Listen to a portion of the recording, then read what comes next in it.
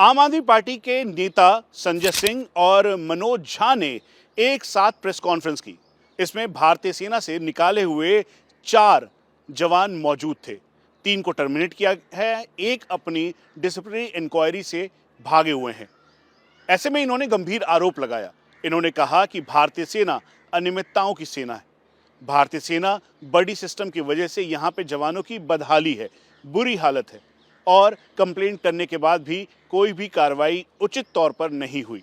ये भी कहा कि भारतीय सेना में स्थिति बहुत खराब है। ऐसे में रक्षा मंत्रालय ने बिल्कुल साफ कर दिया है। रक्षा मंत्रालय ने कहा कि जब भी कभी कोई कंप्लेंट आती है तो उस पर जांच की जाती है। निष्पक्षता के साथ जवानों के हितों को ध्यान में रखा जाता है, जवानों के वेलफेयर का ध्यान रखा जाता है। भारतीय सेना के आर्मी हेडक्वार्टर और साथ में जो जवानों को कोऑर्डिनेट करता है सेल, उससे भी हमने बात करने की कोशिश की। उन्होंने बिल्कुल साफ तौर पे कहा कि ये कोरा झूठ है।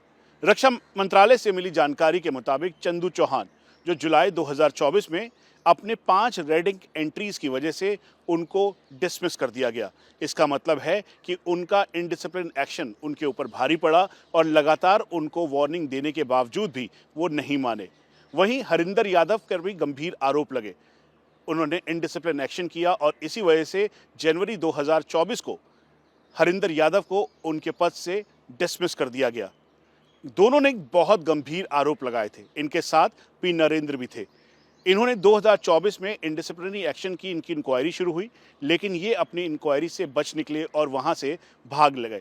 इनका स्टेटस भारतीय सेना के आर्मी हेडक्वार्टर के पूरी लिस्टिंग के हिसाब से डेजर्टेड है, यानी ये अभी भागे हुए हैं और ये कहीं से भी इस इंक्वायरी में शामिल नहीं हो रहे।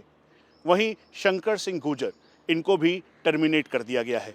एक बात बिल्कुल क्लियर है, भारतीय सेना के द्वारा ये पूरी डिटेल दी गई है और ये बताया गया है कि दरअसल ये एक बहुत ही मैलिशियस कैंपेन है और फेक एजेंडा और प्रोपेगेंडा है, जिसका फ़ायदा उन लोगों को होगा जो कि देश की सेना में फूट डालना चाहते हैं।